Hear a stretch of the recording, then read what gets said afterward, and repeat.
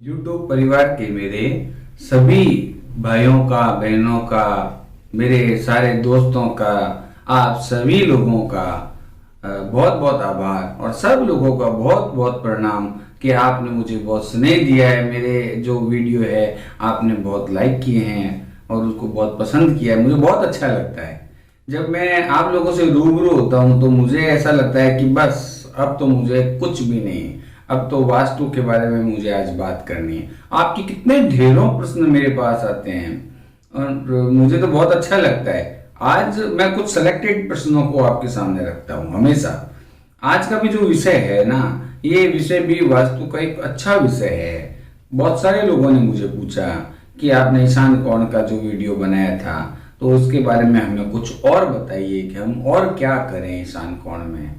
तो देखो, आज मैं आपको जो बता रहा हूँ ना, आज मैं आपको बहुत महत्वपूर्ण बात बता रहा हूँ। आज हम बात कर रहे हैं ईशान कोण। ईशान कोण देखिए बहुत महत्वपूर्ण कोण होता है। ईशान कोण और आप नैऋत्य कोण, इन दोनों का बैलेंस कीजिए। चलो, मैं तो कहता हूं आप आज से शुरू कीजिए।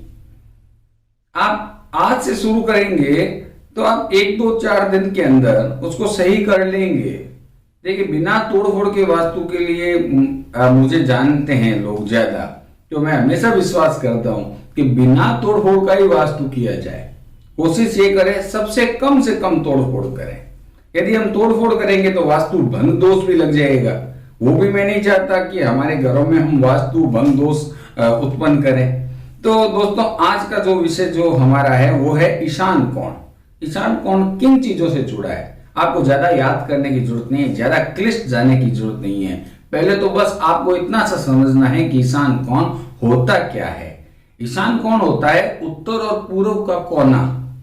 उत्तर और पूर्व के कोने को कहते हैं ईशान कोण। बस आप ये बात ध्यान रखिए, ईशान कोण को हमेशा ध्यान रखना है।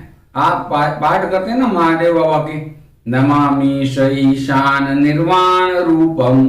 ईशान कोण को हम नमस्कार करते हैं। क्यों करते हैं ईशान कोण को नमस्कार?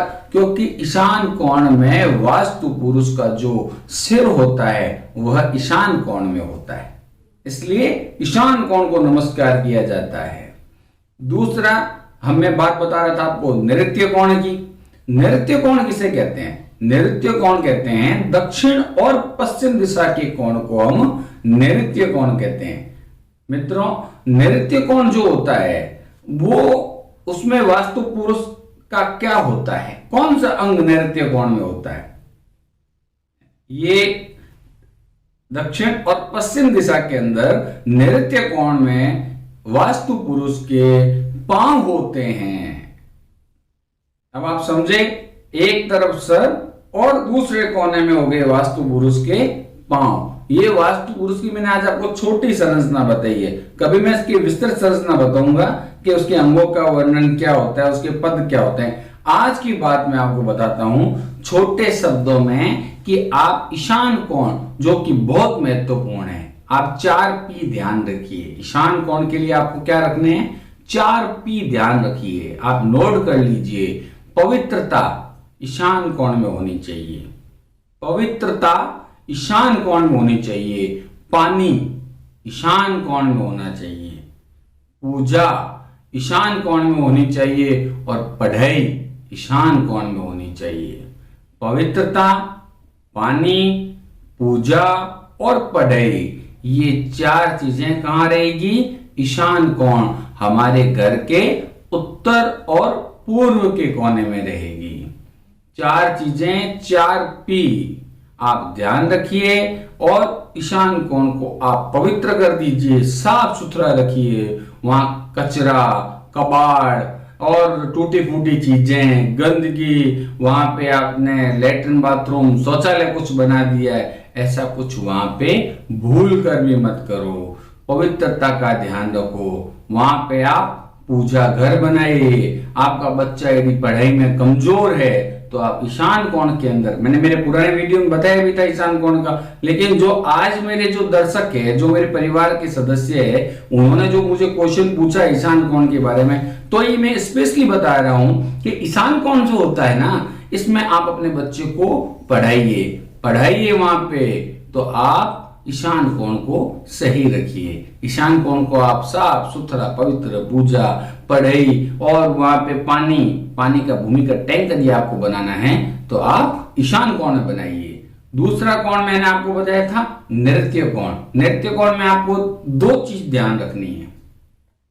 यदि आपने नृत्य कोण में दो चीज ध्यान रख ली तो आप अपना लगभग वास्तु दोष वहां से दूर कर ही लेंगे दोस्तों।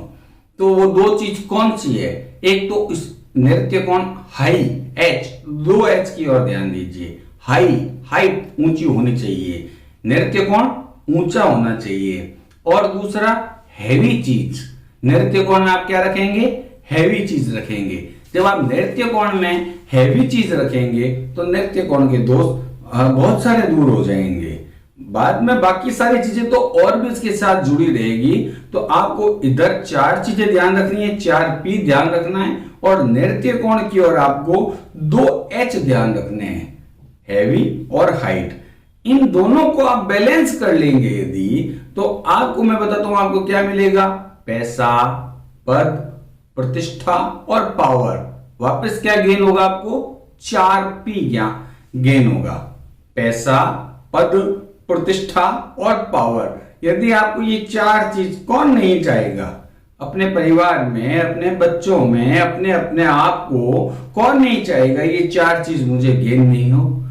तो ये चार चीजें आपको प्राप्त करने के लिए आपको अपने ईशान कोण के 4P को ध्यान रखना पड़ेगा और नृत्य कोण के 2H को ध्यान रखना पड़ेगा। यदि आपने इन दोनों को बैलेंस कर लिया तो आप देखना, आप अपने घर के इन दो कोण को बैलेंस करने से आप अपने 50% वास्तु दोष तो दूर कर ही लेंगे।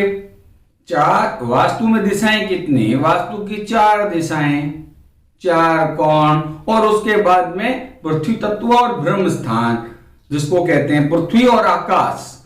तो कभी ब्रह्म स्थान के बारे में मैं आपको बहुत खुल के बताऊंगा कि क्या होता है। तो आज आपको मैंने ये बताया। आप ऐसे मुझे क्वेश्चन खुल के पूछो, मतलब मैं तो ये कहता हूं आप जितने क्वेश्चन पूछते हो मुझे तो उतना आनंद आता है। तो आप खूब क्वेश्चंस पूछो मेरे से। मेरा ये वीडियो आप लाइक करो, अपने दोस्तों को, अपने परिवार के लोगों को, अपने पूरे परिवार व्हाट्सएप के जो आपके ग्रुप्स बने हैं आप उसमें भी इसको शेयर करो, फेसबुक में इसको लगाओ और दूसरे जो सोशल जो माध्यम है आप इस वीडियो को लगाओ, सब्सक्राइबर भी उसके खूब करो आप। और मैं नई नई वीडियो आपको देता रहूंगा। और मेरे जो नीचे नंबर शो हो रहे हैं 9509916909 और मेरी ईमेल आईडी mrrajesh.vyas@gmail.com पर भी आप मुझसे संपर्क कर सकते हैं। थैंक यू दोस्तों, नमस्कार।